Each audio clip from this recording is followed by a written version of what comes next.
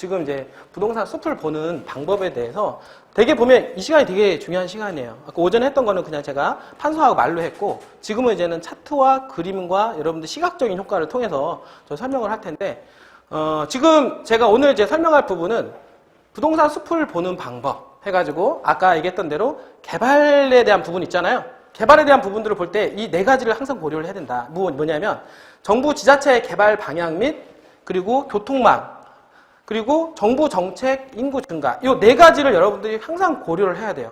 이 네 가지를 고려하고 나서 내가 땅에다가 어디에다가 투자할 것인가 이 부분들을 여러분들은 합리적인 선을 잡아야 됩니다. 내가 그림을 그려 나가야 되고 청사진을 그리고 내가 어디에다가 투자를 해도 전혀 문제가 없겠다라고 하는 그림을 여러분들이 그려 나가야 된다라고 하는 거죠. 그러니까 첫 번째 정부 지자체의 개발 방향을 먼저 파악을 해야 되는데 여러분들 여기 지금 보면 국토 공간 계획 체계가 있잖아요. 이분들 이거는 공법적인 거예요. 근데 이거를 사실은 공인중개사 하신 분들 같은 경우는 이거 다 아셔요.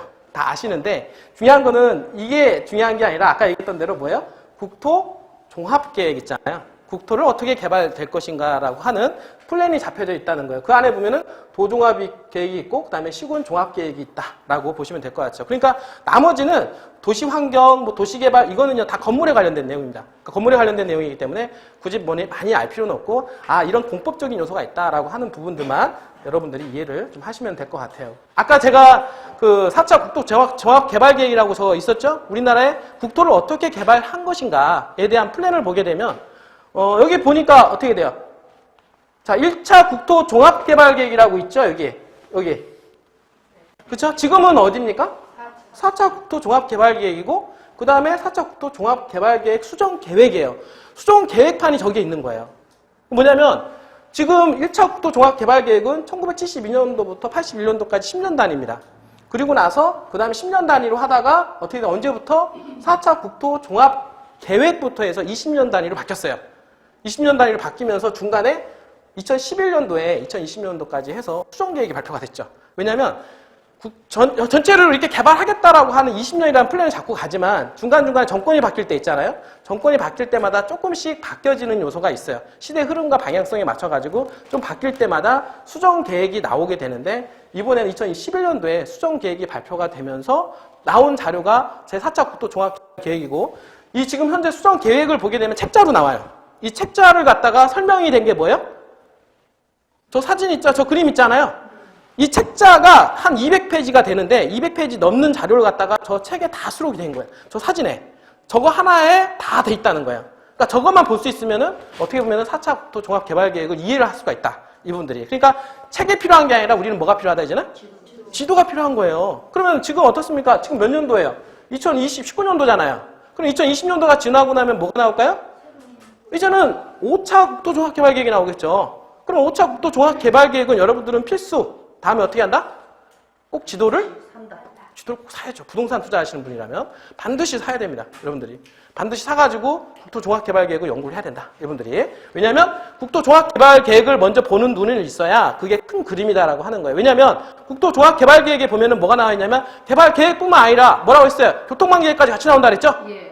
교통망 계획은 같이 따라가는 거예요. 그러니까 교통망 계획을 다 보면은 어디에 고속도로가 놓인다, 뚫린다, 전철 계획이 있다 이런 게 잡혀 있단 말이에요. 그러니까 이 흐름을 보고 예를 들어서 고속도로가 이렇게 지나가고 전철이 이렇게 지나가요. 예를 들어서 그죠? 그러면은 고속도로와 전철이 들어가고 또 고속도로가 이렇게 또 지나가요. 그러면 어떻습니까? 앞으로 이 지역이 크로스가 되는 지역이 뭐가 될까요? 교통에 대한 어떤 중심축으로 들어가지 않을까요? 그러면은 국가 교통망 계획만 보더라도 앞으로 어떻습니까? 그 지역이 개발될 가능성이 있다 없다? 있다라고 하는 그림이 딱 나온단 말이에요. 저 지도 제가 볼까요? 조금만 딱 보더라도 뭐냐면 앞으로 미래의 교통망 계획들이 여러 개 잡힌 데가 있어요. 집중적으로. 그러면 거기를 딱 보면은 앞으로 거기는 돈이 됩니다. 그분들이. 그리고 그 안에서 들어가서 그 지역이 아산이면 아산이 충청남도 도계획 있잖아요. 도계획을 보고 아까 제일 중요한 거는 뭐다? 도시계획. 그죠? 아산시 도시계획에는 뭘 근거로 만든다고 했어요? 도계획과 국토종합개발계획을 근거로 해서 도시계획이 만들어지기 때문에 제일 중요한 거는 뭐다? 도시계획을 보면 돼요. 도시계획의 아산의 개발 방향성을 이해한다라고 하면 나중에 어디에다가 투자를 할지가 그림이 그려집니까? 안 그려집니까?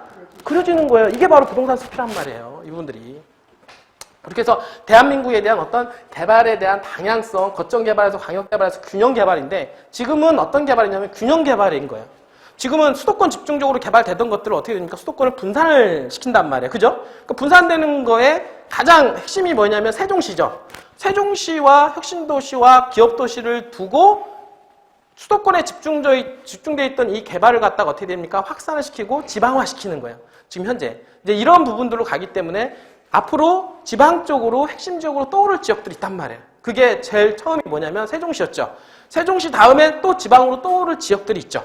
그걸 보게 되면 4차 또 종합개발계획 수정계획들을 보게 되면 확인이 가능하다라고 하는 거죠. 그렇게 해서 이런 개발 계획에 대한 개발표가 있어요. 이런 요점 정리하면 1번, 2번, 3번, 4번, 5번 이런 거 다 있는데 사실 이거 뭐 그걸 다 알 수는 없고 이거보다는 더 종합개발계획을 보게 되면 훨씬 더 이해하기가 더 쉽다라고 하는 부분들 좀 말씀을 드리고 오늘 제가 말씀을 드리는 거는 뭐냐면 이렇게 국토종합개발계획인데 이런 흐름을 따라서 대한민국이 개발됐다라고 하는 것만 이해를 하시면 된다. 알겠죠? 네. 여러분들이 그래서 10년 단위로 가다가 20년 단위로 흘러갔고 앞으로 2021년도부터 2040년도까지 이어지는 뭐가 나옵니까? 5차 국토종합개발계획이 나온다. 여러분들은 그거에 이제 관심사가 돼야 되는 거예요. 이제는. 알겠죠? 분들이. 자, 이런 어떤 국토종합계획이란 어떤 뭐 정의적인 부분인데요. 아까 얘기했던 대로 국토종합계획, 도종합계획, 시군종합계획. 이걸 이해를 해야 된다는 거죠. 이걸 통해서 이게 만들어지고 이걸 통해서 이걸 만들어지기 때문에 최종적인 거는 이거는 이거와 이걸 통해서 시군종합계획이 만들어지기 때문에 제일 중요한 게 뭐다? 시군종합계획이다라고 하는 거예요. 그래서 결국에 국토종합계획이란 뭡니까? 관련 부문 지역계획 수립의 가이드라인으로 그러니까 모든 계획의 가이드라인으로 만들어진 게 국토종합계획이기 때문에 제일 중요한 거는 뭐다? 또 국토종합계획을 먼저 봐야 된다. 그 다음에 도계획과 시군계획을 보므로 해서 이 개발에 대한 방향성을 이해를 하는 게 제일 중요하다라고 하는 거예요. 이게 바로 숲을 보는 단계예요. 여러분들이. 땅을 투자하는 단계입니다. 그 첫 번째 보는 게 개발이 가능한 땅을 사고 어떻습니까? 그 다음에 이런 국토종합계획, 도계획, 시군계획을 보고 그리고 나서 내가 배팅하는 것이 맞는지 틀리는지를 여러분들이 검증 절차만 하면 절대 투자에서 실패하지 않는다라고 하는 결론이 나오는 거죠. 그쵸? 그러면 4차 국토종합개발계획은요. 수도권에는 이런 식으로 개발하고 지금 보시면 서울, 경기, 인천은 이런 식으로 개발하고 어떻습니까? 충청권은 이렇게 개발하고 호남권은 이렇게 개발하고 이렇게 나와 있어요. 이분들이.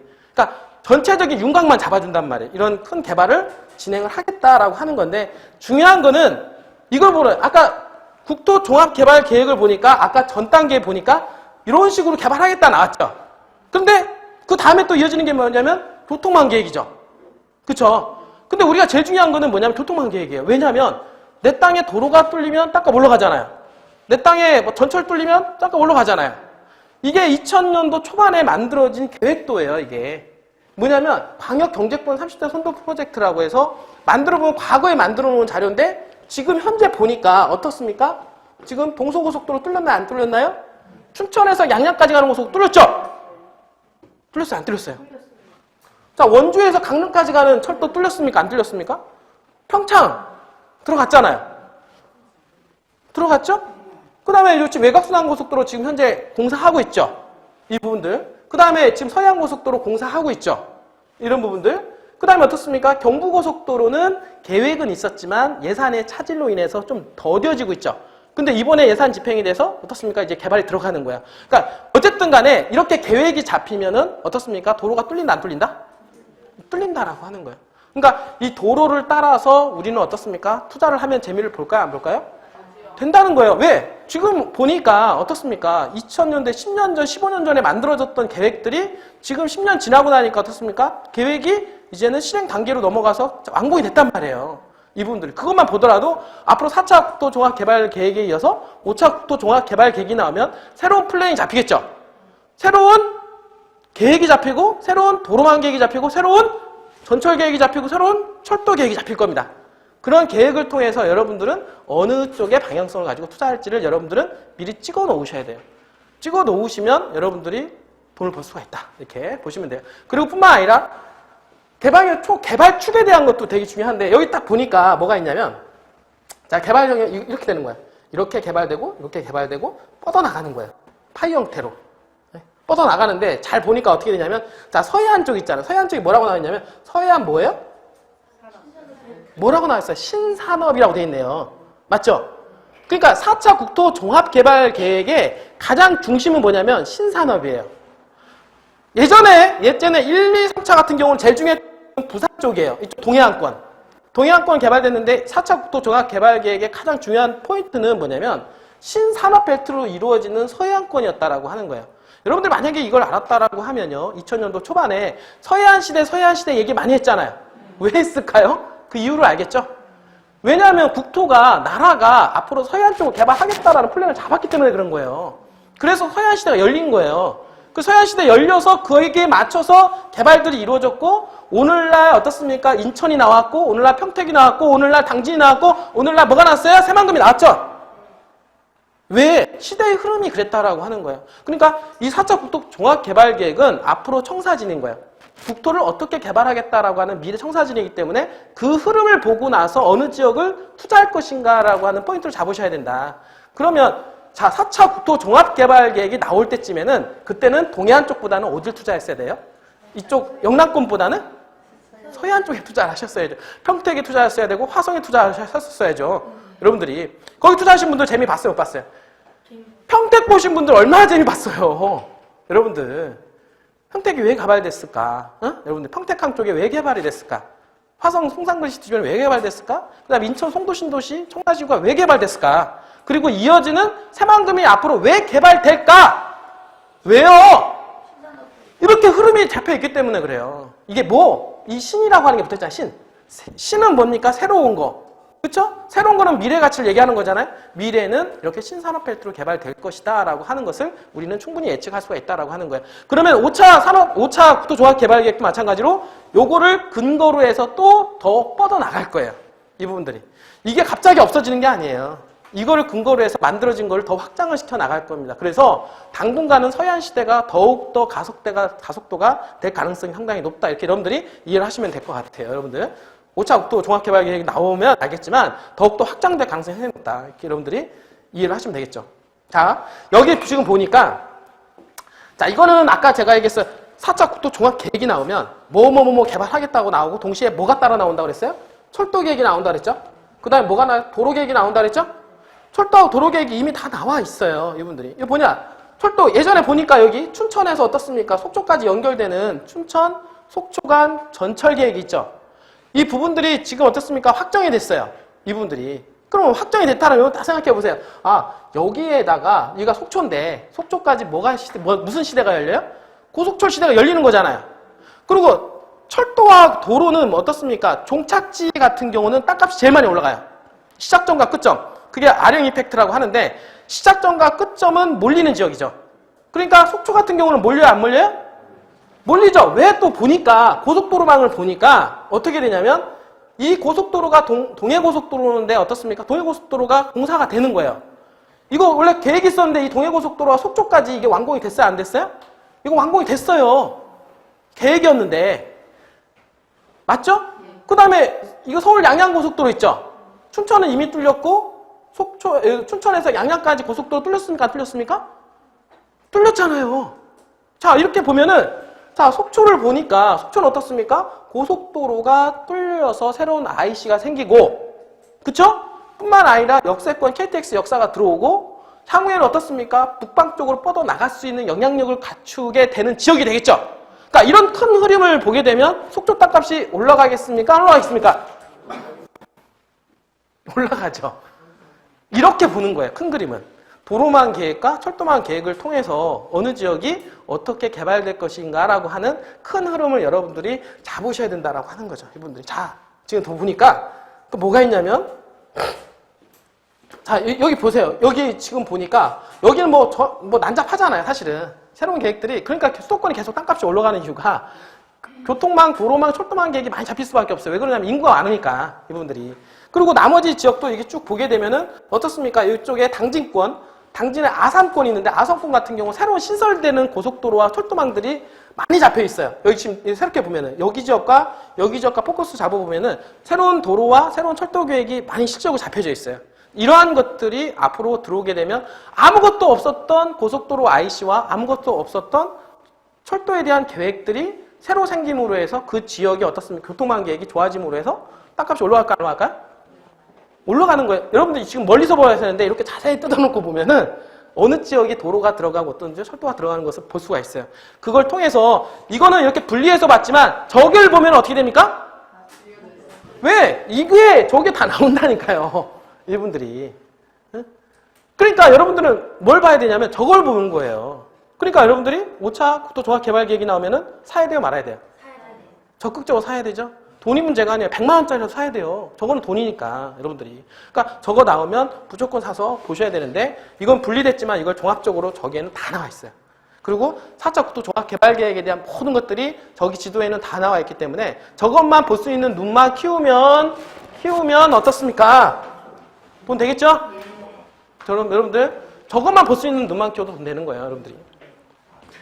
자, 그래서 이제 앞으로 5차 국토종합개발계획이 나올 텐데 이미 연구 및 계획 제안이 착수가 된 게 2018년도 6월 달입니다. 그래서 어떻게 되냐면 자, 현재 5차 국토종합개발계획 수립 진행 중이죠. 언제 나와요? 대통령 승인고시가 19년도 말에 떨어집니다. 이제 승인이 딱 떨어지고 나면 이제는 나오겠죠? 이 부분들이 언제 나와요? 2020년도에 나옵니다. 이분들이. 그러니까 올해 지나서 내년 초에 저 사진이 나올 거예요. 그러니까 여러분들 저거 나오면 어떻게 됩니까? 사야 되겠죠? 그럼 사야 됩니다. 그래서 여기 보면 경기도 방금 전에 제가 뭘 얘기했냐면 그 국토종합개발계획에 대한 얘기했죠. 그리고 거기서 따라오는 교통망계획 같이 얘기했죠. 그리고 아까 그 얘기가 어떻게 그 다음에 이어지는 게 뭐냐면 도종합계획으로 나온다 했죠. 국토종합개발계획을 통해서 근간으로 해서 도종합계획으로 넘어가는 거예요. 이걸 근거로 해서 만들어지는 거죠. 그러니까 이게 지금 경기도 이거 샘플용으로 제가 가져온 거예요. 경기도 종합계획이 국토종합계획을 기초로 해서 만들어지는 거예요. 이 부분들이. 거기에 도로망과 철도망을 기준으로 해서 어떻게 또 새로운 도로와 철도를 만들 것인가 또 새로운 계획이 또 잡히는 거예요. 그리고 이거는 경기도에 대한 청사진, 미래의 어떤 방향성을 가지고 그림을 그릴 것인가 라고 하는 청사진과 함께 어떻습니까? 새로운 도로망이 나오는데 이번에 4차 국토종합개발계획에서 경기도권에서 가장 핵심 그 교통망이 있는데 혹시 GTX 들어보셨나요? GTX가 가장 핵심이에요. 경기도 종합개발계획 상에서 전철망, 철도망이죠. 광역전철망 중에서는 이 GTX가 가장 중요해요. 왜냐하면 이 GTX가 들어오면 엄청난 파란이 일어납니다. 이분들이. 기존에는 기차, 그 다음에 철도 이런 거를 허물어버려요. 왜냐하면 시공간을 초월해버리거든요. 이분들이. 초월해버리기 때문에 멀리 있는 것도 가깝게 느껴지게 되고 그리고 이게 들어옴으로 해서 교통의 혁명이 바뀌어지기 때문에 경기도 종합계획에 있어서 가장 중요한 부분들이 뭐냐면 바로 GTX라는 부분이죠. 그래서 GTX에는 A노선, B노선, C노선이 있죠. 그래서 최근에 지난달에 그 GTX 노선이 착공이 된 게 있어요. 혹시 착공식 보셨는지 모르겠네요. 뭐가 됐냐면 여기 운정역 있잖아요. GTX A노선 중에서 운정역에서 이어지는 어디입니까? 삼성역 있죠? 자, 운정에서 삼성까지 연결되는 그러니까 여기가 삼성인데 삼성에서 연결되는 운정에서 연결되는 이 라인이 뭐다? 착공을 했어요. 그리고 이미 삼성에서 어떻습니까? 동탄까지 연결되는 이 라인은 이미 착공을 했죠. 그러면 이게 다 완공이 되는 게 2022년도거든요. 이분들이. 그러니까 완공이 되는 시점에서 조금 더 늘어질 수도 있겠죠. 완공이 되면 어떤 현상이 벌어지냐면 동탄에서 삼성까지 가는데 17분, 20분밖에 안 걸려요. 완전히 교통혁명이 일어나는 거죠. 그 다음에 운정에서 어떻습니까? 삼성까지. 왜냐면 삼성을 기준으로 하는 이유가 삼성이 강남권에서 가장 핵심이에요. 여기서. 그러니까 삼성으로 출퇴근하는 거리가 시간이 엄청나게 단축이 되죠. 그 예를 들어서 이게 만약에 들어오게 된다라고 했을 때 가장 수혜볼 수 있는 지역은 어디라고 생각하세요? 여러분들은. 자, 여기, 자신있게 말할 수 있는 사람. 있어요? 이게 GTX A 노선이 들어왔을 때 가장 수혜볼 수 있을 거라고 생각하는 지역을 아시는 사람. 네. 예? 운정하고 동탄이요? 그러면은, 운정하고 동탄 중에서 가장 수혜를 볼 수 있을 거라고 생각하는 것을 아시는 분. 운정역이요? 네. 네? 처음 시작과 끝. 잘 아시네요.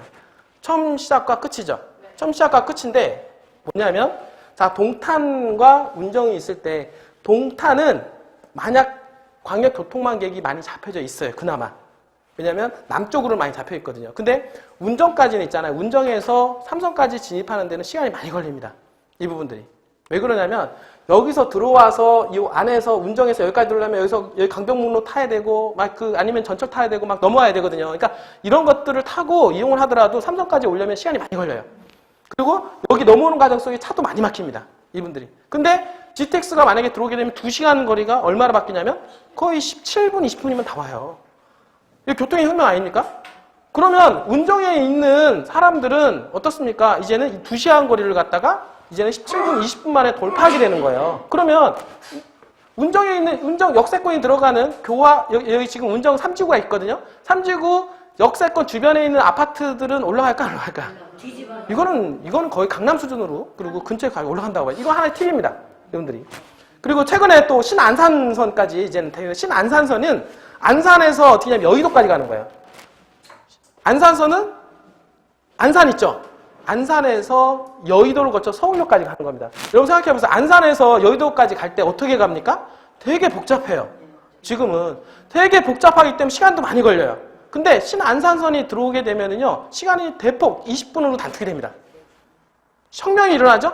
그러면 신안선이 들어왔을 때 교통의 가장 수혜를 보는 지역은 어디냐면 목감이라고 있어요, 시흥에. 왜 목감은 전철도 없고 도로도 없고 아무것도 없어요. 근데 전철이 그게 딱 들어오면 어떻습니까? 그냥 여의도로 그냥 빠져버리는 거예요. 그러니까 아무것도 없었던 무에서 유로 만들어지기 때문에 가장 수혜를 볼 수 있는 거는 뭐다? 신안산선이 들어오게 됨으로 해서 시흥, 목감이 가장 수혜를 보게 된다. 제가 보는 거는 100% 맞을 거예요. 향후에. 이걸 본다라고 하면 시흥에 가서 땅을 사든가 뭘 사야 돼요? 저평가된 아파트를 사시면 시간을 두고 보면, 왜 신안산선은 올해 착공을 하거든요. 이분들이. 착공을 했을 때 한 3년, 5년을 두고 본다라고 하면 재테크에 성공할 수가 있다. 그걸 뭘로 통해서 보냐?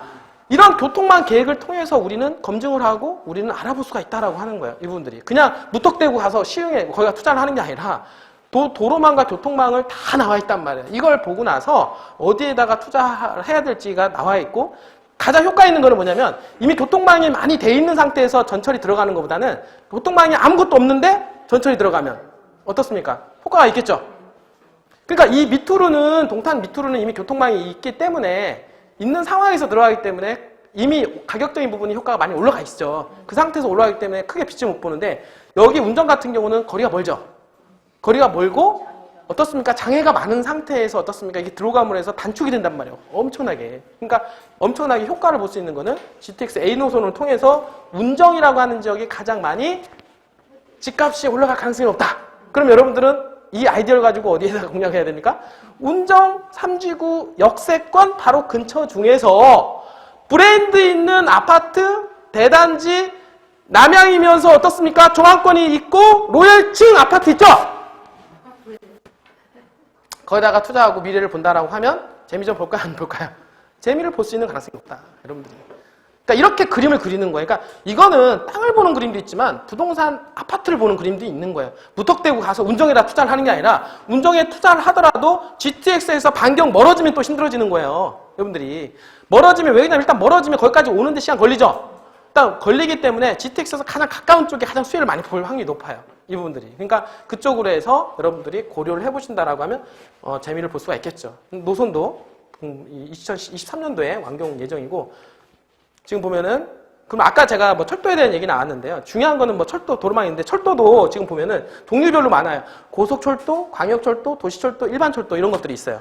이분들이. 근데 왜 그러냐면, 이게 왜 중요하냐면, 철도가 들어가는데 일반 철도가 들어가느냐, 고속철도가 들어가느냐, 전철이 들어가느냐, 맞죠? 광역철도가 들어가느냐에 따라서 미치는 반경이 있어요. 예를 들어서. 그러면 예를 들어서 고속철도는 뭐냐면 KTX죠. 우리가 말하는 서울에서 부산까지 가는 거, 서울에서 호남까지 가는 거, 호남 KTX, 부산 KTX 있잖아요. 이 KTX 같은 경우는 반경이 상당히 넓습니다. 그래서 오송역이라든지 광명 역세권이라든지 이런 데 있죠? 이런 지역들은 KTX가 들어감으로 해서 반경이 상당히 넓어지기 때문에 두루두루 넓게 확장해서 개발이 되는 부분들이 있고, 그 다음에 도시철도, 여기 보면은 종류별로 이렇게 있는데, 자, 고속철도, 광역철도, 도시철도, 일반철도가 있어요. 우리 말하는 전철 있죠? 서울에 있는 전철, 서울, 부산, 인천에 있는 전철 갖다 우리는 도시철도라고 얘기하는 거예요. 그냥 전철. 도시철도를 갖다 전철 이렇게 얘기하는 겁니다. 그리고 뭐냐면 광역철도가 있는데, 광역철도는 도와 도를 경계를 넘어가는 그런 철도, 그런 계획인데, 그거 갖다가 GTX A 같은 경우는 서울에서 경기도로 빠지잖아요. 시와 도를 넘어간단 말이에요. 시와 다른 군으로 넘어가거나 시와 시로 넘어간단 말이에요. 그런 거 갖다가 GTX N호선, 신안산선 이런 것들을 광역철도라고 얘기하고, 그 다음에 고속철도는 뭐 서울에서 부산까지 가는 이런 부분들, 그 다음에 일반철도 같은 경우는 마찬가지로 뭐 이 종류가 있어요. 근데 가장 수혜를 많이 보는 지역은 앞으로 얘기했던 대로 GTX, 광역철도 역세권 주변하고 KTX 역사 주변. 근데 KTX 같은 경우는 이제 어느 정도 토지가 다 노출됐잖아요. 그러면 뭘 봐야 되냐면 광역철도를 봐야 되고 그 다음에 도시철도와 일반 철도들이 있는데 이런 계획들이 이미 다 잡혀져 있다는 거예요. 여러분들. 몰라서 여태까지 관심이 없어서 안 봤지? 자, 보세요. 자, 경기도 광역철도 잡혀있죠? 그 다음에 뭐 경기도 고속철도 사업, 경기도 일반 철도 추진 사업이 이미 계획이 다 잡혀져 있고 이대로 현재 개발을 하고 있다라고 하는 거죠. 그러면 이거를 가지고 이러한 정보를 가지고 이거를 대입을 해보면 앞으로 현재 고속철도와 그리고 전철이 어디까지가 뚫렸고 이미 앞으로 어디가 뚫릴 거라는 것을 예측이 가능하죠. 그러면 어느 정도 뚫릴 것으로 예측이 가능한 지역에 보고 철도와 도로망 계획을 보고 그 지자체의 도시 계획을 확인해보고 들어가면 거의 100점 100승이라는 얘기죠. 이분들이. 그러니까 이 철도 계획과 도로망 계획은 되게 중요하다라고 하는 거예요. 이분들이. 그래서 이런 것들은 이미 나와 있는 정보지만 나와 있는 정보를 활용을 해도 어떻습니까? 가치가 있다. 부동산은. 왜 그러냐면 주식은 정보가 나오면 쓰레기 정보라고 그랬죠. 근데 부동산은 그게 아니에요. 부동산 예를 들어서 제2경부고속도로 들어갑니다 라고 하는 정보가 나왔죠. 그 이후에도 계속해서 올라갑니다. 왜냐하면 부동산의 법칙은 뭐냐면 지가상승의 3중 법칙이라는 게 있어서 뭐가 있습니까? 개발계획이 발표가 되고 착공이 되고 완공이 되는 시점까지도 땅값이 올라간다라고 하는 거예요. 그러니까 정보가 계속해서 확장이 된다. 이분들이. 그러니까 땅은 이미 나와 있는 정보도 정보가 된다. 이렇게 보면 되는 겁니다. 알겠죠? 주식은 이미 나와 있는 정보는 정보예요? 쓰레기예요? 쓰레기다. 그러니까 신문에 딱 어디 뭐 개발된다 뭐 이래서 주식에 대한 정보가 딱 나왔지 않아요? 그러면 그거는 빠져나가라는 뜻이에요. 그거는 이미 쓰레기 정보가 된 거예요. 주식은. 근데 그렇지 않은 경우는 어떻습니까? 토지 같은 경우는 어느 지역에 뭐가 들어갑니다 라고 하면은 그때 가서 천천히 봐도 어떻습니까? 그 흐름을 타가지고 들어가면은 중심만 잡고 딱 들어간다라고 하면 재미 볼 수가 있다. 이분들, 여러분들. 왜냐면 앞으로도 착공도 해야 되고 완공도 해야 되니까 착공과 완공하는 시점까지 계속해서 땅값이나 집값은 올라가게 돼 있다라고 하는 이런 부분들을 알 수가 있겠죠. 그러니까 주식보다 토지 투자하는 게 더 쉬운 거예요. 이분들이. 안전하게 투자할 수 있고 승률 90%에 투자를 하는 겁니다. 여러분들이. 자, 이거 지금 보면은 이거는 또 도시철도에 대한 건설 현황 및 계획인 거야. 이 부분들은. 그럼 이건 도시철도는 뭐냐? 아까 전철이라고 그랬잖아요. 그죠? 전철이 지금 현재 있는 전철 말고도 앞으로 이렇게 개발하겠다라고 하는 7호선 연장부터 해가 다 나와 있어요. 이 부분들이. 이거를 여러분들이 좀 공부를 하면은 앞으로 어느 쪽으로 전철이 뚫릴 것인가. 이런 어느 정도 계획 라인이 선이 그어지는 거예요. 이 부분들이. 그래서 정말 여러분들 돈 버는 거냐 공부해야 돼요. 맞죠? 공부하지 않으면 안 돼요. 그러니까 공부를 해서 어느 정도는 컨셉을 가지고 들어갈 수 있는 능력이 돼야만이 재테크에서 재미를 볼 수가 있는 거지 그냥 무턱대고 그냥 아무 데나 투자하는 게 아니라는 거예요. 왜냐하면 여러분들이 소중한 자산이니까요. 맞죠? 1억 벌기 쉬워요? 힘들잖아요. 그죠? 자, 그리고 도로도 마찬가지로 아까 얘기했던 대로 자, 땅이 있는데 땅 위에 어떻습니까? 고속도로가 지나가면 좋아요? 안 좋아요? 안 좋아요. 고속도로가 땅 위에 들어가면 안 좋잖아요. 그리고 내 땅 옆으로 고속도로가 지나가면 안 좋잖아요. 이분들이. 그러니까 도로도 종류가 많아요. 그러니까 지금 현재 4차 국토 종합개발계획이라든지 시군계획이라든지 이렇게 보게 되면 도로별로 종류가 많은데 무턱대고 도로라고 해서 좋은 건 아니라는 거예요. 그러니까 도로를 구분해서 들어가야 된다. 그 도로의 종류가 뭐가 있냐면 고속도로, 일반국도, 특별시, 광역시 다 있어요. 이분들이. 근데 들어가면은 고속국도 같은 경우는 들어가면 안 되겠죠. 고속국도에 들어가는 거 어디 들어갑니까? IC 주변에 들어가야 되겠죠. 그죠? 고속도로 지나가는 쪽에 들어가면 안 되는 거예요. 나머지는 어떻습니까? 도로에다가 투자를 할 때는 내 땅이 도로에 들어감으로 해서 이 도로를 인해서 개발이 가능한 땅이냐 아니냐를 여러분들이 꼭 보셔야 돼요. 여러분들이. 그래서 지적을 통해서 보면 그냥 도로가 지나간다 이렇게 나와요. 이분들이. 근데 그 도로가 개설이 됐을 때 이 땅이 어떻습니까? 활용성이 있느냐 없느냐. 여러분들. 이거를 꼭 봐야 되는 거예요. 그냥 도로만 지나간다고 좋은 게 아니라는 거예요. 그래서 종류별로 고속도로라든지 이런 종류별로 다양하게 많이 있다. 그리고 여기 지금 뭐 상세 내용에 보면 일반도로, 자동차 전용도로 있는데 자동차 전용도로도 마찬가지죠. 내 땅에 있는 자동차 도로는 패스하는 도로잖아, 이거는. 그러니까 자동차 전용도로에다가 투자하려면 나들목에다가 투자를 하는 게 맞죠. 이분들이. 그리고 자전거 전용도로 있죠. 자전거 전용도로 옆에 있는 땅에다 투자를 하면 되겠어요, 안 되겠어요? 이거 건축행위 안 나와요. 자동차 전용도로. 그러니까 도로라고 해서 다 좋은 건 아니고 도로에 쓰임새 있게끔 땅을 쓸 수 있는 그런 개발 가능한 땅에다가 묻어두는 게 답이다. 그러니까 도로를 투자할 때는 항상 그 도로의 성격을 먼저 봐야 된다라는 거예요. 여러분들이. 알겠죠? 여러분들. 그래서 도로의 폭에 따라서 우리가 얘기하는데 소로, 중로, 대로, 광로가 있는데 이거는 토지이용계획 확인원에 어떻습니까? 광로, 대로, 중로, 소로 딱 찍혀서 나와요. 이분들이. 도로가 계획이 있으면 그 계획된 도로가 광로냐, 소로냐, 중로냐 딱 나온단 말이에요. 그러면 어떻게 됩니까? 자, 소로가 2차선, 중로는 4차선, 대로는 6차선, 광로는 8차선 이상. 이렇게 대략 보면 돼요. 그러면은 어떻습니까? 토지 이용 계획 확인상 광로다라고 하면은 어떻습니까? 몇 차선일 가능성이 높다? 8차선일 가능성이 높고 이 8차선은 대부분 엄청난 크게 도로가 들어오는 거죠. 그러니까 지방 같은 경우 8차선이 필요 있어요? 없어요? 거의 필요 없어요. 근데 지방에 8차선 도로가 토지이용 계획 확인원에 잡혀있다라고 하면 거의 고속도로거나 자동차 전용도로일 확률이 높다는 거죠. 그러면 그 광로에다가 투자를 옆에 한다고 해서 우리 대부분 이제 넓은 도로에다가 붙어있는 땅 사면 대박이 날 수 있어. 이렇게들 많이 하시는데 잘못 투자하면 어떻습니까? 낭패 볼 확률이 있다. 여러분들이. 응? 도로가 큰 게 좋은 게 아니라는 거예요, 이거는. 응? 도로가 작을수록 좋은 거죠. 왜냐면 작을수록 도로에 대한 활용성이 더 높기 때문에 이런 걸 보고 도로의 폭도 되게 중요하다라고 하는 거예요. 그래서 도로 폭을 통해서 이게 도로에 대한 특징과 성격을 여러분들이 파악해 나갈 수가 있다라고 하는 거죠. 여러분들이. 알겠죠? 그래서 뭐 도로 기능 이렇게 넘어가고요. 그 다음에 자 지금 보면은 아까 얘기했던 대로 뭐가 있냐면 경기도 개발계획에 대한 청사진이 나오면 그 다음에 뭐냐면 이런 도로망 아까 방금 전에는 뭐에 대해서 나왔습니까? 철도망에 대한 얘기 나왔죠? 그 다음에 뭐예요? 고속도로망이 나오죠. 그러니까 이게 같이 따라가는 거예요. 항상 도계획이 잡히면은 도로망을 같이 따라가는 겁니다. 이걸 여러분들 같이 보셔야 돼요. 이 부분들이. 그래서 방금 전에 얘기한 건 GTX 이거는 철도망이고 그 다음에 이 도로망은 뭐야? 이건 뭐예요? 도로망이잖아요. 그러면 이거는 여러분들 딱 보니까 뭐가 나왔냐면 이 빨간색 있죠? 빨간색 잡혀져 있는 거 이건 뭐예요? 광역 도로망 계획에서 이제 앞으로 공사를 할 것들이에요. 여러분들이. 그러면 신설될 도로라는 얘기죠. 그러면 신설될 도로가 이 빨간색으로 지금 현재 잡혀져 있는데 자 지금 보니까 어떻게 돼요? 자 북쪽으로 올라가요 안 올라가요? 올라가죠. 이거 여기서부터 어떻습니까? 여기까지 포천까지 공사가 됐습니다. 광역 도로망 계획에 따라서 공사가 됐어요. 그러면 이걸 보고 만약에 여러분들이 관심 있게 봤다라고 하면 어떻습니까? 포천 쪽에 IC 나들목 들어가는 지역에다가 투자를 했으면 돈이 됐을까 안 됐을까요? 돈이 됐죠. 왜냐하면 포천은 교통이 너무 안 좋아요. 근데 이 도로망이 딱 뚫리면 어떻습니까? 여기서 서울로 진입하기에 너무 가까워진단 말이에요. 그러니까 교통망에 대한 획기적인 혁명이 일어나기 때문에 포천에 IC가 들어갈 것으로 예상이 되는 지역은 땅값이 올라가게 됐다. 근데 투자를 하더라도 잘 보시면 또 뭐가 있습니까? 이게 뭐예요? 외곽순환고속도로가 들어가네요. 맞죠? 이 외곽순환고속도로가 들어가는데 이게 또 포천에 들어간단 말이에요. 그러면 포천에 투자하는데 외곽순환고속도로와 그 다음에 구리 포천간고속도로가 들어가는 크로스가 되는 지역 있잖아요. 분기점이죠. 그럼 여기에는 IC가 옆에 또 들어와요. 그럼 어떻습니까? 외곽 타도 되고 재경부 타도 되고 이렇게 빠지고 저렇게 빠지고 하면은 여기는 아무것도 없었던 지역인데 도로망이 두 개가 들어가게 되면 어떻습니까?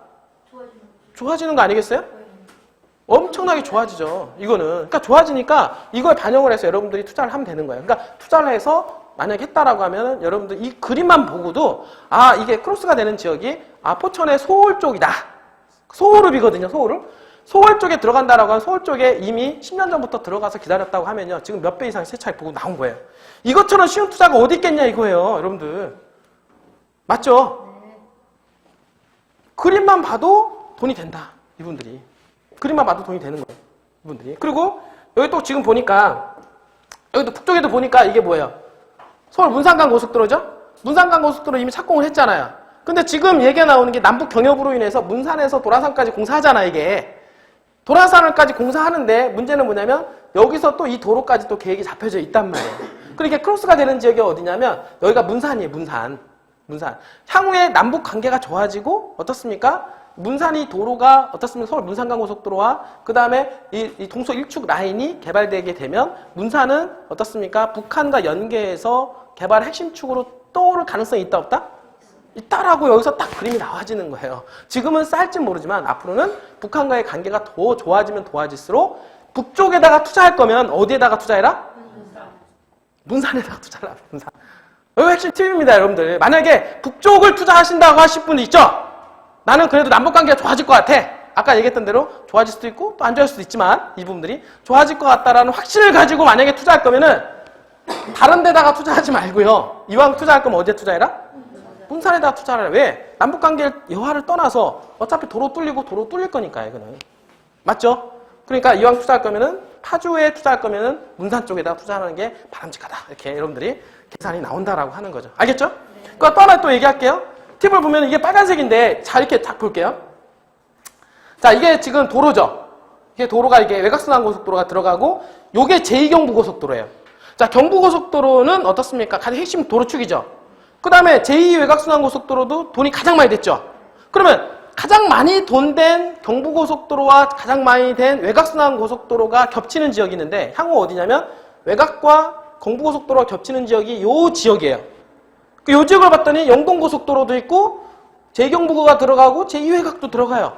그러면 요 지역이 돈이 될까 안 될까요? 엄청나게 돈이 되겠죠. 이것만 보더라도 도로만 보더라도 앞으로 어디에다가 투자를 할지가 답이 나온다라고 하는 거예요. 그리고 이런 도로망을 근거로 해서 이제 도시계획이 잡혀 들어가는 겁니다. 여러분들. 자, 이제 도시 군 기본 계획이죠. 점점 밑으로 내려가는 거예요. 자, 이게 여러분들 제가 보여드리면은 이게 용인시 이제 기본 계획이에요. 여기 현재 도시 계획인데 뭐냐면 여기 딱 보면 아까 제가 말씀을 드렸던 대로 뭐가 있냐면 여기를 보니까 자, 여러분들 이게 영동고속도로 어디죠? 이게 되구나. 요게 영동고속도로고요. 자, 여기 쭉 이렇게 해서 영동고속도로고, 그 다음에 이게 경부고속도로고요. 중요한 거는 뭐냐면 아까 얘기했던 대로 요게 제2경부고속도로가 들어오고 제2외곽순환고속도로가 들어간다라고 하는 거예요. 향후에. 자, 그러면 생각해 보세요. 지금 이게 이게 들어가죠? 잘못됐구나. 요게 지금 영동고속도로야. 영동고속도로인데 영동고속도로와 제2외곽순환고속도로와 어떻습니까? 이게 정부고속도로가 들어가면 여기에는 IC 세 개가 들어가요. 이미 개발계획이 나왔어요. 그러면 개발계획에 IC가 들어가게 되면 어떤 현상이 벌어지냐면 용인의 핵심 축으로 들어갈 가능성이 상당히 높다. 지금까지는 수지하고 기흥이 개발됐지만 포곡 쪽에 개발된다라고 하면 당연히 포곡 읍내 주변으로 해서 IC 주변 일대에 엄청난 파란이 한번 일어날 가능성이 상당히 높고요. 그리고 지금 얘기가 나온 게 이천에 하이닉스 얘기 나왔어요. 그죠? 이천에 하이닉스가 더 개발을 하는데 어디에다가 개발할 거냐. 용인에 얘기가 나와요. 용인에 얘기 나오는데 어디에 얘기 나오냐면 쭉 도로망에 따라서 가다 보면은 원삼 IC가 있어요.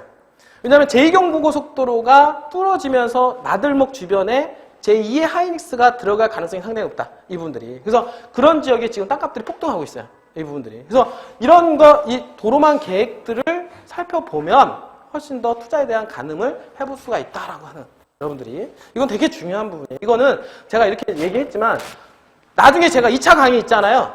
나중에 그 마지막에는 실사례들을 가지고 얘기를 할 거예요. 정확하게 찍어가지고 어느 지역을 탁탁 포인트로 찍어드릴 거예요. 여기 지역 돈 된다, 여기 지역 돈 된다. 문제 알겠죠? 그러면 요 지역 돈 된다 그러면 돈 되는 거예요. 제가 찍어드리는 적은. 여러분들 1억 배팅 해가지고 나중에 10억이 될 수도 있어요. 이거는 20만 원의 문제가 아니죠? 여러분들.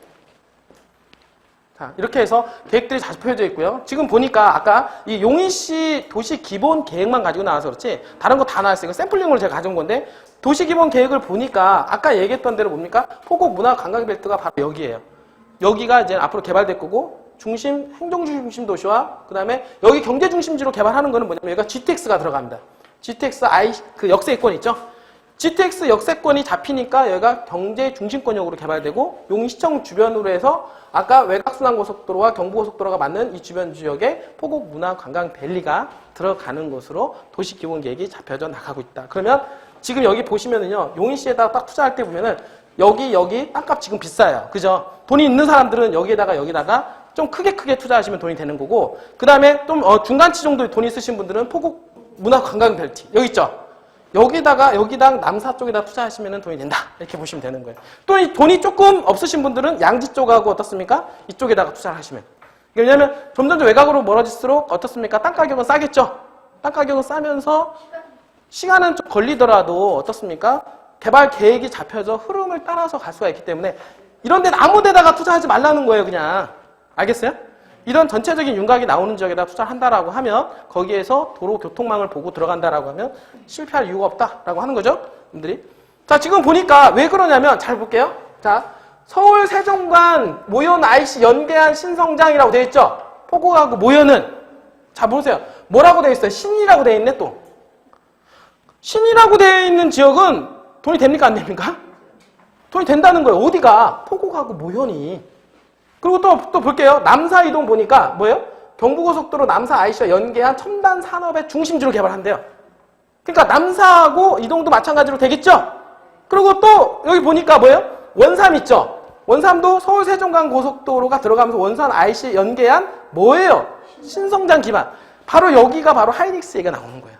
신성장.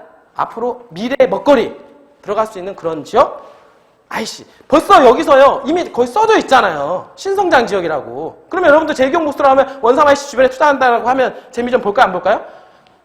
이미 그림이 다 나와 있어요. 얼마나 쉽습니까? 토지 투자하는 거. 여러분들. 이거를 믿고 투자를 하면 돈이 된다는 거예요. 여러분들이. 그런데 하고 안 하고는 마지막 결단력이 필요한 거죠. 배팅력. 그죠? 이거 있는 사람들은 하는 거고 이거 없는 사람들은 끌려서가 되는 거예요.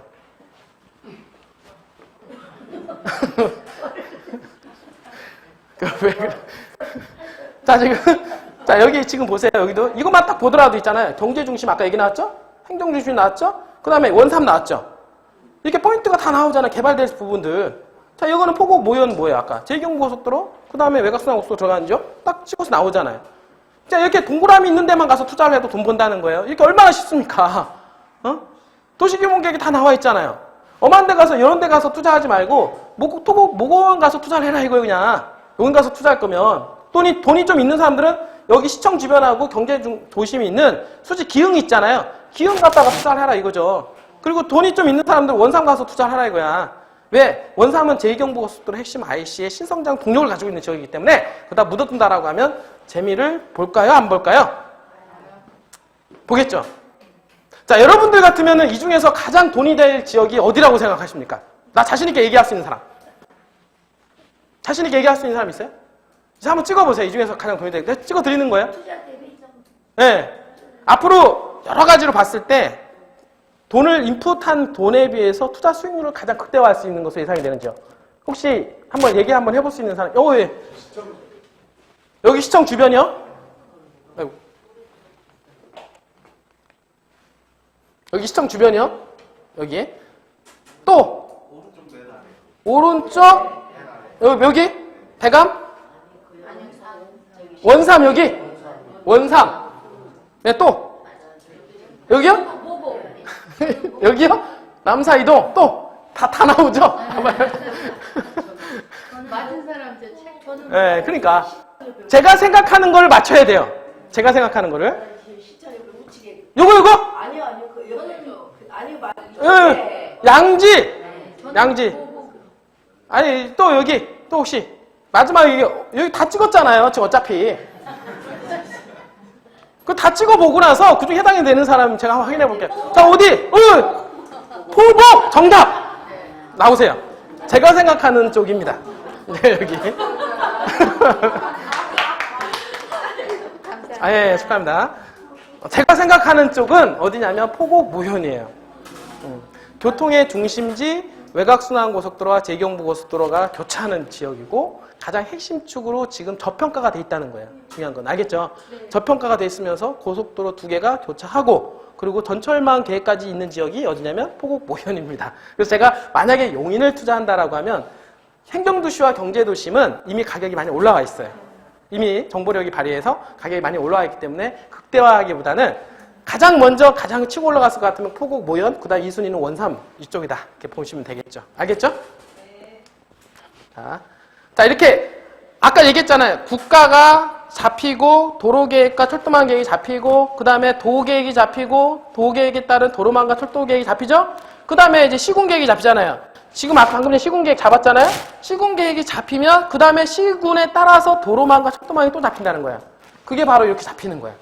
이게 바로 용인시 도시 기본 계획 하에서 용인시 자체적으로 도로망들을 열거를 한 것들이에요. 사실은 되게 복잡하지만 조금 뜯어놓고 보면은 좀 자세하게 뜯어놓고 보면은 여기 안에는 정보가 엄청나게 많이 있다. 실적으로 가장 큰 정보는 어디에 있냐면 어디에 있을까요? 여기에 잡혀 있다는 거예요. 왜? 아까 제가 얘기했잖아. 뭐가 제일 중요하다? 예? 아니, 그러니까 여태까지 제가 말한 것 중에서 가장 핵심이 뭐예요? 누가 대답했어요? 누가 제일 중요하다? 도시계획이요? 이거 아까부터 계속 답을 받았는데 하나 드려야 될 것 같아, 내가 바로. 아, 직원 해당이 안 됩니다. 도시계획! 나오세요. 나오세요. 생각해보면. 이렇게 답을 가르쳐줘도. 그러니까 이렇게 적극적이신 분은 상을 받아가시는 거예요, 분들이. 제가 제일 중요한 게 뭐라고 했어요? 도시계획이라고 그랬잖아요. 맞죠? 왜냐면 도시계획 자체가 종합계획, 국토, 도 종합계획을 근거로 해서 만들어진 자료이기 때문에 제일 중요하다. 근데 지금 보니까 잘 보세요. 왜 중요한지 보여드릴게요. 자 보세요. 요게 뭐예요? 요게 파란 게 제2경부고속도로죠? 요게 뭐예요? 제2 외곽순환고속도로죠? 그 다음에 여기 지금 도로망 계획이 잡혀 이렇게 새로 도로망 잡혀 있죠?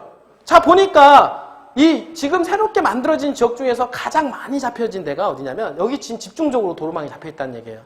제가 왜 포곡이라고 했을까요? 이래서 포곡이라고 얘기를 한 거예요. 이래서 포곡. 뭔지 알겠죠? 네. 이런 분들이. 자, 지금 보니까 그냥 이것만 딱 볼게요. 다시 한번. 자, 여기 지금 도로가만 집중적으로 잡혀져 있지 않나요? 그렇잖아요. 이것만 딱 보더라도 여기에 투자를 해야 되는 부분들이 딱 답이 나오는 거예요. 여러분들은. 여러분들이. 그러니까 제가 분명히 얘기했던 대로 포고급은 용인시에서는 가장 큰 돈이 될 것이다 라고 제가 도시계획만 가지고 얘기했지만 다른 지자체도 다 있어요. 여러분들이. 다른 지자체도 이런 걸 근거로 해서 어느 지역이 돈이 될 것인가를 제가 설명을 할 수가 있어요. 문제 알겠죠? 오늘은 용인시만 가지고 얘기했지만 파주시도 얘기할 수 있고 화성시도 얘기할 수 있고 제가 다 얘기할 수가 있다. 이분들이. 그러니까 이런 걸 근거로 해서 여러분들은 하나씩 잡아 들어가면 여러분들 거기에서 핵심을 잡을 수가 있다라고 하는 거예요. 제 고객 세 명이 포고프에 샀잖아요. 아, 그래요? 오, 제일 잘하셨네요. 그죠? 그러면 자, 오늘 이렇게 하고 이렇게 따라서 이제 세부 계획들 잡히는 거예요. 도로망이 세부 계획들이 막 잡혀 들어가는 거예요. 그래서 아까 얘기했던 대로 이것도 용인시 철도망 계획도 또 잡히고 철도망과 도로망 계획이 계속 잡히는 겁니다. 그래서 교통망을 살펴보자. 도로망에 대한 거는 국가기관 교통망 계획과 부문별 계획으로 나뉘어지면서 이런 것들이 다 잡혀요. 사실은. 지금 우리나라는 7종 9행이고요. 7종 9행에 따라서 7종 9행, 그러니까 9가지 행으로 해서 도로를 내고 그 다음에 7개의 종으로 해서 도로를 내는 거예요. 그래서 이미 도로가 돼 있는 데가 있고 앞으로 도로가 들어갈 지역 있죠? 그럼 중요한 거는 투자에서 가장 핵심은 뭡니까? 앞으로 들어갈 지역이죠. 맞죠? 들어갈 지역에 점선으로 찍혀져 있는 지역을 잘 여러분들이 유심히 본다라고 하면 어느 지역에 투자를 해야 될지가 답이 나온다라고 하는 거죠. 이분들. 이것도 마찬가지입니다. 지금 여기 보니까 철도망, 국가 철도망 계획도 있는데 철도망 계획을 보니까 여기도 보니까 어떻습니까? 이게 새로 생기는 철도망이죠. 그죠? 주변에 그 다음에 여기서 새만금까지 또 들어가는 게 또 들어가네요. 이분들이. 여기에 따라서 전철 역세권 주변으로 해서 투자를 해보면 재밌을 거고 그러면 춘천에서 속초까지 가는 이 부분들 그 다음에 강릉에서 어떻습니까? 제진까지 연결되는 동해철도 이런 계획들이 다 잡혀져 있기 때문에 나중에 지금 남북 경협 상태가 좋아질 것으로 예상이 된다라고 하면 고성의 이 제진역 같은 경우 주변으로 상당히 유력합니다. 이런데 지금 상당히 가격이 싸요. 그러니까 저렴하면서 내가 한번 장기적으로 이 국가가 앞으로 평화가 유지가 돼가지고 정말 남북 관계가 좋아질 것으로 확신이 된다. 나 실패해도 좋은데 확신이 든다라고 하면 제진역 가서 투자하시면 돼요. 싸게. 알겠어요? 제진역 가서 투자한다라고 하면 그분들 좀 재미를 볼 수가 있겠죠? 여러분들 이거 지도로만 보더라도 답이 딱 나오는 거예요. 이걸 갖다가 이제 세부 노선도 이렇게 제가 말씀을 드릴 수 있고 그 다음에 이런 것들을 전체적으로 여러분들이 이해를 하고 국가와 국가개발계획, 도계획, 그 다음에 시군계획을 이해를 하고 그 다음에 또 봐야 되는 게 정부정책이죠. 정부정책을 봐야 되는 게 뭐냐면 중간에 변경이 될 수가 있어요. 약간은. 맞죠? 그러니까 변경이 되니까 아까 국가종합계획이 바뀐 거 아니에요. 그러니까 바뀔 수가 있기 때문에 이런 정부정책을 귀 기울여서 잘 봐야만이 또 실패하지 않고 성공할 수가 있다. 그래서 지금 우리나라 지금 정부 정책은 뭡니까? 남북협력, 무상복지, 4차 산업, 집값 안정, 소득주도 성장, 신재생 에너지 아니에요? 그죠? 이런 게 지금 현재 국가에서 정책적으로 지금 하고 있다는 거예요. 지금 현재. 그러니까 집값을 안정시키기 위해서 9.13 부동산 정책을 폈죠. 그 다음에 4차 산업혁명을 일으키고 신재생 에너지를 만들기 위해서 지금 어디를 개발하고 있습니까? 새만금을 개발하고 있는 거예요. 그러니까 새만금은 자, 여러분 잘 보세요. 자, 새만금은 어떻습니까? 국가에서 밀어주는 지역인데다가 전라북도 자체가 뭡니까? 국도 균형 발전 차원에서 전라북도를 개발해야 되고 전라북도를 개발하기 위한 마중물로서 새만금을 개발시켜야 된다라고 하는 부분이고 새만금은 국가에서 밀어주는 4차 산업혁명의 중심지이고 어떻습니까? 신재생에너지의 중심지잖아요. 여러 가지가 컨셉이 다 물려있는 지역이 어디입니까? 여러분들하고 가깝게 있는 어디예요? 새만금이다라고 하는 거예요. 그러니까 이런 국가 정책이 남북 문제가 좋아짐으로 해서 아까 문산 도라산까지 고속도로 연결되는데 아까 그 문산 도로산까지 연결되는 도로와 행으로 연결되는 도로가 크로스가 되는 지역이기 때문에 향후에 문산 쪽에 집가가 올라갈 가능성이 상당히 높다. 이렇게 보시면 되겠죠. 뿐만 아니라 경의선, 철도까지도 얘기가 나오는 지역이기 때문에 자, 철도와 고속도로가 크로스가 되는 지역이기 때문에 앞으로 북쪽 하면은 어떻습니까? 파주하면 어디? 문산이 저평가되어 있기 때문에 문산에다가 투자하는 것도 상당히 메리트가 있어요. 지금 보면은 파주 뭐 그것 때문에 땅값이 들썩하고 남북관계 좋아지니까 당연히 군사보호구역 풀죠. 당연히. 맞죠? 군사보호구역 풀는 지역에 당연히 땅값도 올라가게 되는 거고요. 정부 정책이 이렇게 바뀌니까 거기에 맞춰서 토지도 흐름을 잡아가는 거야. 이분들이. 그 다음에 주택 구입에 따른 93 부동산 대책이 나왔는데 1가구 2주택 대출 나와야 안 나와요? 요즘에? 안 나와요. 2주택, 3주택 대출 안 나오니까 집을 살려면 대출을 받아서 사야 되는데 살 수 있는 여력이 안 되잖아요. 그러니까 수요자가 꺾이는 거예요. 거기다가 이번에 3도시 시장까지 내놨잖아요. 그죠? 공급량을 늘려버리니까 어떻습니까? 위축이 되는 거예요. 공급이 위축이 되고 어떻습니까? 수요가 위축이 되다 보니까 가격이 폭락하게 될 수 있는 그런 가능성이 있다. 그러니까 정부가 정책이 이렇게 가게 되면 여러분들 그 정책을 유심 있게 잘 볼 필요가 있다라고 얘기를 하는 거예요. 여기 보면은 뭐 2억 떨어진 데도 있고 오늘 보니까 막 가격도 많이 떨어지죠? 그러니까 주택이 떨어지니까 땅값으로 이전을 하는 거예요. 땅값이 올라가게 되는. 왜냐하면 돈이라고 하는 것은 이게 물과 같아서 이쪽을 막아버리면 이쪽으로 흐르게 돼 있죠. 그러니까 그런 방향성을 얘기를 하는 거고요. 그 다음에 아까 얘기했던 대로 인구가 증가하는 곳이라면 이라고 얘기했는데 지금 보니까 평택시 어때요? 평택시 인구가 늘어납니까? 안 늘어납니까? 엄청나게 늘어나죠. 평택이 왜 돈이 될까 생각해 보세요. 평택 인구가 늘어나죠. 그 다음에 어떻습니까? 용인시 어떻게 돼요? 인구가 2000년도부터 2017년도까지가 얼마나 늘어났냐면 거의 뭐 엄청나게 늘어났죠. 그쵸? 뿐만 아니라 지금 나오지 않았는데 2019년도 지금 현재 105만 명이에요. 인구가 용인시가 105만 명이에요? 그럼 105만 명에서 앞으로 120만, 130만 명까지 생각을 하고 있는 건데 그 지역이 아까 얘기했던 대로 포고급 있죠. 포고급에 집중적으로 인구가 유입될 가능성이 높다. 그러면 포고급에 투자해라. 딱 나오는 거죠. 자, 화성시 어때요? 화성시도 대단하죠? 그 다음에 춘천시도 요즘에 춘천시 많이 가는 레고랜드 막 이런 거 있던데 인구가 늘어나죠? 마찬가지. 다 인구가 늘어나는 지역 천안시도 마찬가지, 아산시도 마찬가지. 이런 지역들은 인구가 늘어나는 지역으로 교통의 핵심축으로 막 떠오르는 지역들이기 때문에 거기 가서 도시계획을 보고 방향성을 잡고 투자하면 재미를 볼 수가 있다. 여러분들 볼 수가 있는 거예요. 특히 세종시 같은 경우는 어떻습니까? 인구 증가율 대단하죠. 자, 이렇게 세종시 인구가 많이 늘어나니까 땅값도 많이 올라가죠. 여기 지금 보니까 세종시는 자, 경기도는 인구가 늘어나요? 안 늘어나요? 늘어나죠. 세종시도 늘어났죠. 충청남도, 인천, 제주, 충북 이렇게 인구가 강원도까지 늘어난 거예요. 이런 지역들은 인구가 늘어나고 이런 지역은 인구가 줄어들었어요. 그죠? 그러니까 도 자체로는 줄어들었는데 지금 보니까 경기도권은 늘어나는 이유가 뭐냐면 서울시 인구가 빠지는 거야. 서울시 인구가 빠져서 어디로 갑니까? 지금 현재 경기도권으로 빠지는데 평택, 화성 이런 쪽으로 빠지는 거죠. 지금 현재. 근데 그 중에서 눈여겨볼 거는 세종시는 어때요? 세종시는 뭡니까? 여기 보니까 시도별 생산 가능 인구 15세에서 16세 인구. 그러니까 일할 수 있는 사람들이 많이 늘어나죠. 그 지역은 보니까 어디예요? 서울시 같은 경우는 푹 빠졌죠. 생산 인구가. 한마디로 말해서 일할 수 있는 인구가 빠지고 어디만 늘어났어요? 세종시만 늘어났네요. 그러니까 세종시는 지금 앞으로도 더 많이 생산 인구, 그러니까 여기 보면은 젊은 층 인구가 많이 유입되기 때문에 그로 인해서 지금 국가에서 연결하는 국토 종합 균형 개발 차원에서라도 세종시는 더욱더 커질 가능성이 높다. 그런데 세종시는 커지는데 세종시보다 더 커질 이유가 있는 지역이 또 어디냐면 어딜까요? 여러분들 제가 분명히 얘기하지만 새만금입니다. 지금 세종시보다도 더 앞으로 개발될 가능성이 있는 곳은 어디다? 새만금이에요, 여러분들. 여러분들 그거 꼭 아셔야 돼요. 여러분들 제가 새만금을 파는 회사가 아니라 여러분들한테도 팁을 드리는데 반드시 여러분들이 세종시가 개발되기 전에 여기 현지 사람들은 오히려 더 몰라요. 현지 사람들은 다 땅 팔고 나가지만 외지에 있는 서울에 있는 사람들은 있잖아요. 새만금을 볼 때 큰 그림을 보고 들어갑니다. 이 부분들이. 현지 사람들 다 팔고 나올 때 서울 사람들은 들어가는 사람들이에요. 이 부분들이. 그걸 여러분들이 아셔야 돼요. 새만금은 앞으로 향후 세종시보다도 더 크게 개발될 가능성이 높은 지역이다. 왜? 거기에 맞춰서 여러분들은 발 맞춰서 움직일 준비를 하셔야 되는 겁니다. 자, 이제 마지막이 됐네요. 2019년도 이제 한 해가 시작이 됐습니다, 여러분들. 자, 원래는 플러스 CNS와 함께 한다라고 하면 여러분들이 다 잘 될 거라고 생각을 하고요.